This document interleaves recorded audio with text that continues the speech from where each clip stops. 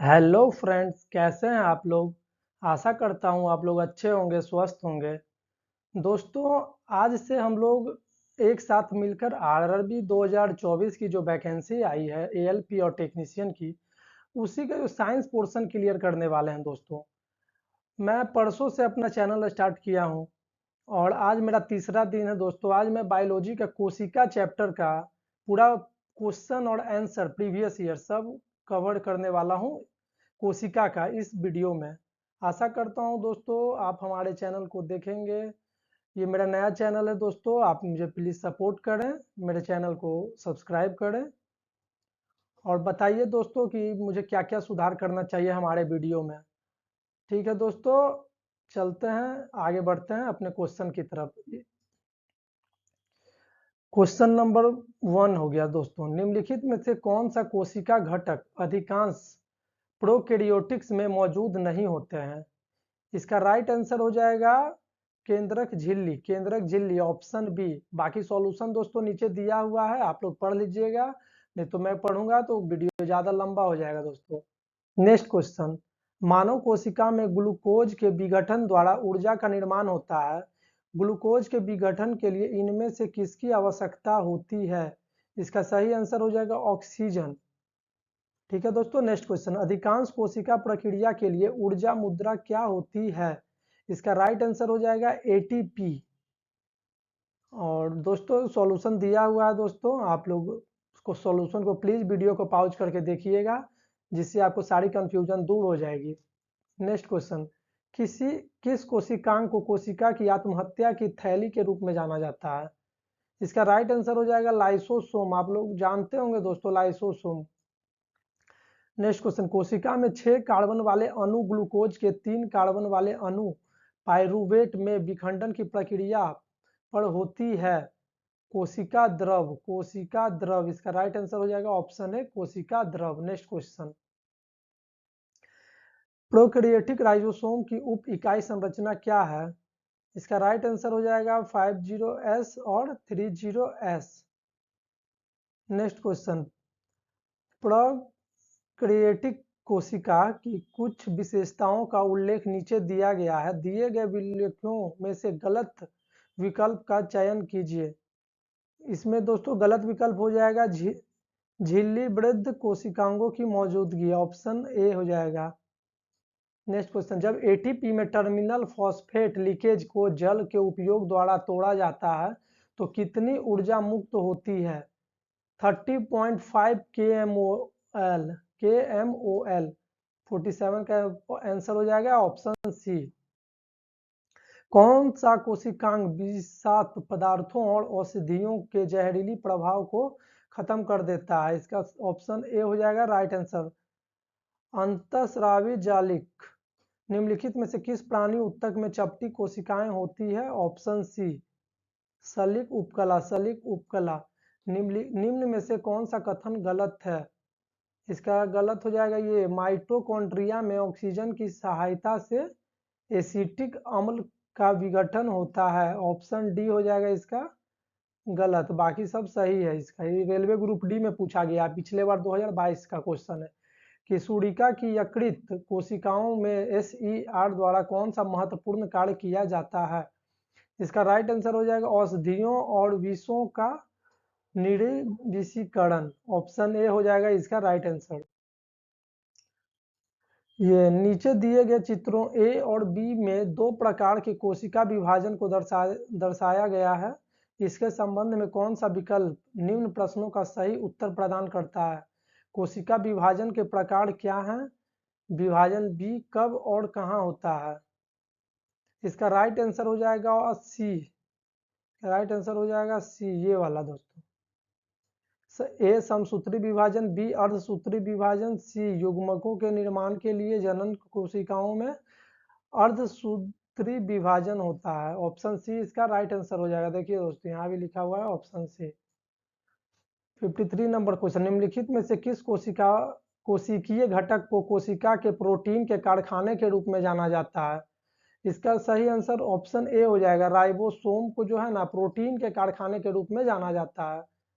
Next question, निम्न में से किस कोशिकाओं का पावर हाउस कहा जाता है। माइटोकॉन्ड्रिया को पावर हाउस, आत्महत्या की थैली भी इसी को बोलते हैं। ऑप्शन ए इसका राइट आंसर हो जाएगा। एनटीपीसी में पूछा गया क्वेश्चन है। यूकेरियोटिक कोशिकाओं में के निम्न में से किस कोशिकांग की आत्मघाती थैली भी कहा जाता है? तो इसका भी राइट आंसर हो जाएगा लाइसोसोम। इसका भी राइट आंसर हो जाएगा lysosome, option D. 56 number question, निम्नलिखित में से किस कोशिकांग को कोशिका की आत्महत्या थैली के रूप में जाना जाता है? इसका भी ऑप्शन हो जाएगा ऑप्शन डी लाइसोसोम। देखिए दोस्तों, ये बहुत ही इंपॉर्टेंट क्वेश्चन है, इसको आप लोग याद कर लीजिए, क्योंकि बार बार ये क्वेश्चन पूछा गया। ये भी देखिए रेलवे ग्रुप डी में पूछा गया, इधर देखिए एनटीपीसी में भी पूछा गया दोस्तों, इसको जरूर से आप लोग याद कीजिए। स्लाइडेन और थ्रॉन द्वारा दिया गया कोशिका सिद्धांत निम्नलिखित में से किन जीवों पर लागू नहीं होता है? इसका राइट आंसर हो जाएगा विषाणुओं पर। यह भी देखिए ग्रुप डी में पूछा गया क्वेश्चन है। रॉबर्ट हुक द्वारा कोशिका की खोज किस प्रकार की गई? रॉबर्ट हुक द्वारा कॉर्क को निरीक्षण करते हुए रॉबर्ट हुक ने कोशिका की खोज की थी। इसका राइट आंसर हो जाएगा ऑप्शन डी 59। कोशिका की खोज किसने की थी? कोशिका की खोज रॉबर्ट हुक ने की थी। कोशिका की खोज किसने की थी? रॉबर्ट हुक ने की थी। ऑप्शन बी हो जाएगा इसका राइट आंसर। 60 नंबर, केंद्रक और केंद्रक कोशिका झिल्ली के बीच मौजूद जेली जैसे पदार्थ को क्या कहा जाता है? इसका राइट आंसर हो जाएगा कोशिका द्रव। इसी को कोशिका द्रव कहते हैं, ऑप्शन बी। नेक्स्ट क्वेश्चन, केंद्रक और केंद्रक झिल्ली के बीच भरे हुए जेली जैसे पदार्थ को क्या कहा जाता है? इसका हो जाएगा ऑप्शन डी। उपयुक्त प्रश्न का व्याख्या देखें। ठीक है, ऑप्शन डी हो जाएगा साइटोप्लाज्म। साइटोप्लाज्म हो जाएगा इसका राइट आंसर। 62 नंबर, साइटोप्लाज्म एक जेली जैसा द्रव होता है जो डैश में मौजूद होता है। जेली जैसा द्रव होता है वो केंद्रक और कोशिका झिल्ली के बीच में। ये ऑप्शन डी इसका राइट आंसर हो जाएगा। 63, पानी की कमी के कारण कोशिका के संकुचित होकर कोशिका भित्ति से अलग होने की प्रक्रिया को क्या कहा जाता है? इसका राइट आंसर हो जाएगा प्लाज्मोडियम, प्लाज्मोपोलिसिस।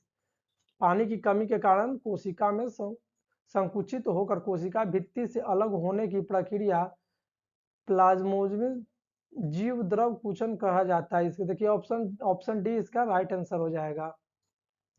नेक्स्ट क्वेश्चन, डैश को कोशिका का पावर हाउस के रूप में जाना जाता है? माइटोकॉन्ड्रिया। माइटोकॉन्ड्रिया ये भी वेरी इंपॉर्टेंट क्वेश्चन है दोस्तों, ऑप्शन बी। इसको आप लोग जरूर से याद कीजिए।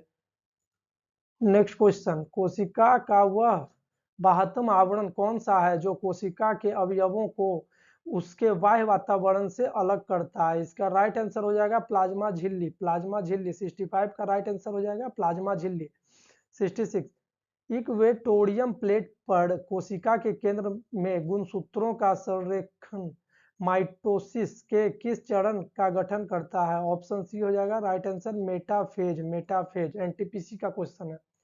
स्वतंत्र अस्तित्व के सक्षम जीव की सबसे छोटी इकाई क्या होती है? कोशिका। इसका हो जाएगा राइट आंसर कोशिका। जीवन की मूलभूत इकाई क्या है? जीवन की मूलभूत इकाई कोशिका है। जीवन की मूलभूत इकाई ऑप्शन ए कोशिका है। पुटिकाओं में प्रोटीन और लिपिड के परिवहन, संशोधन और पैकिंग के लिए निम्नलिखित में से कौन सा कोशिकांग उत्तरदायी है? गोल्जी का एनटीपीसी का क्वेश्चन है दोस्तों, पिछले बार का 2021 का। निम्न में से कौन सी झिल्ली संयोजित थैली पाचक इंजाइमों से भरी होती है? इसका राइट आंसर हो जाएगा लाइसोसोम। लाइसोसोम, ऑप्शन सी इसका राइट आंसर हो जाएगा। निम्नलिखित कोशिकाओं में से किसे कोशिकाओं की आत्महत्या की थैली कहा जाता है? देखिए दोस्तों, क्वेश्चन फिर से आ गया दोस्तों, लाइसोसोम। बहुत बार रिपीटेड क्वेश्चन है दोस्तों, ये देखिए एनटीपीसी में पूछा गया, इसको आप लोग जरूर से याद कीजिए। आत्महत्या की थैली लाइसोसोम। राइबोसोम बनाते हैं, राइबोसोम प्रोटीन बनाते हैं। राइबोसोम कौन बनाता है? प्रोटीन बनाता है। प्रोटोप्लाज्म शब्द किसने गढ़ा? इसका राइट आंसर हो जाएगा जोहान इवांजेलिस्ट पुरीकिंजे। नेक्स्ट क्वेश्चन, डैश कोशिका की एक प्रकार की अवशिष्ट निस्तारण प्रणाली है। वे किसी भी बाह्य सामग्री के साथ साथ खराब हो चुके कोशिकांगों को पचाकर कोशिका को साफ करने में मदद करते हैं। इसका भी राइट आंसर लाइसोसोम ही हो जाएगा दोस्तों। नेक्स्ट क्वेश्चन, निम्नलिखित में से कौन सा ऑर्गेनेल किसी भी बाह्य सामग्री को पचाकर कोशिका को साफ रखने में सहायक होती है, साथ ही कोशिकांग को क्वलांत भी कहा जाता है? इसका राइट आंसर हो जाएगा दोस्तों लाइसोसोम। इसका राइट आंसर हो जाएगा ऑप्शन बी लाइसोसोम। निम्नलिखित में से कौन सा कथन असत्य है? देखिए दोस्तों, इसका आप लोग ऑप्शन से पढ़ लीजिएगा। इसका राइट आंसर ऑप्शन ए हो जाएगा, पादप कोशिका में जंतु कोशिका की तुलना में छोटी रक्तियां पाई जाती है। ऑप्शन ए इसका राइट आंसर हो जाएगा दोस्तों। वीडियो पॉज करके दोस्तों आप लोग इसका सॉल्यूशन जरूर देखिएगा दोस्तों। नेक्स्ट क्वेश्चन, निम्नलिखित में से कौन सा तरल पदार्थ आंत में अवशोषित वसा को ग्रहण करता है और अतिरिक्त द्रव को अतिरिक्त कोशिका स्थान से वापस रक्त में ले जाता है? इसका राइट आंसर हो जाएगा लसिका, ऑप्शन डी। निम्नलिखित में से अर्धसूत्रण के लिए कौन सा कथन सत्य नहीं है? ये अर्धसूत्रण के परिणाम स्वरूप परिणामी कोषों में गुण सूत्रों की संख्या 2 गुना हो जाती है। ऑप्शन बी हो जाएगा इसका, मतलब ये सत्य नहीं है, बाकी सब सत्य है। 79, किस कोशिकांग को कोशिका का मास्टर कहा जाता है? इसका राइट आंसर हो जाएगा ये ऑप्शन डी दोस्तों, ठीक है। नेक्स्ट क्वेश्चन, किसी कोशिका में मौजूद सबसे बड़ा कोशिकांग कौन सा है? इसका राइट आंसर हो जाएगा ऑप्शन बी, नाभिक। नेक्स्ट क्वेश्चन, निम्नलिखित में से किस कोशिकांग को कोशिका का प्रोटीन कारखाना कहा जाता है? ये भी राइट आंसर हो जाएगा, लाइसोसोम को कोशिका का प्रोटीन कारखाना कहा जाता है। ऑप्शन डी राइट आंसर हो जाएगा। निम्नलिखित में से कौन सा कोशिकांग केवल पशु कोशिका में पाया जाता है? लाइसोसोम जो है ना, से केवल पशु कोशिकाओं में पाया जाता है। शरीर में लगे चोट की मरम्मत के लिए किस प्रकार का सेल विभाजन का प्रयोग किया जाता है? समसूत्री। इसका राइट आंसर हो जाएगा ऑप्शन ए, समसूत्री विभाजन। एक पशु के शरीर की सबसे बड़ी कोशिका इनमें से कौन है? इसका न्यूरॉन जो है ना, पशु की सबसे बड़ी कोशिका न्यूरॉन, ऑप्शन बी। निम्नलिखित में से कौन सा एक कोशिका में अधिक मात्रा में होने वाले अणु है? जल जो है अणु वाला है ये। नेक्स्ट क्वेश्चन, कोशिका सिद्धांत निम्नलिखित में से किस पर लागू नहीं होता है? इसका राइट आंसर हो जाएगा विषाणु को। कोशिका सिद्धांत विषाणु पर लागू नहीं होता है। नेक्स्ट क्वेश्चन, निम्नलिखित में से सुमेलित करें। इसका राइट आंसर हो जाएगा ऑप्शन बी, डीएनए गुणसूत्र। डीएनए जो है गुणसूत्र, ये राइट आंसर हो जाएगा। नेक्स्ट क्वेश्चन, कोशिका प्रक्रियात्मक क्रियाओं का नियंत्रण कौन करता है? केंद्रक करता है। इसका राइट आंसर हो जाएगा केंद्रक।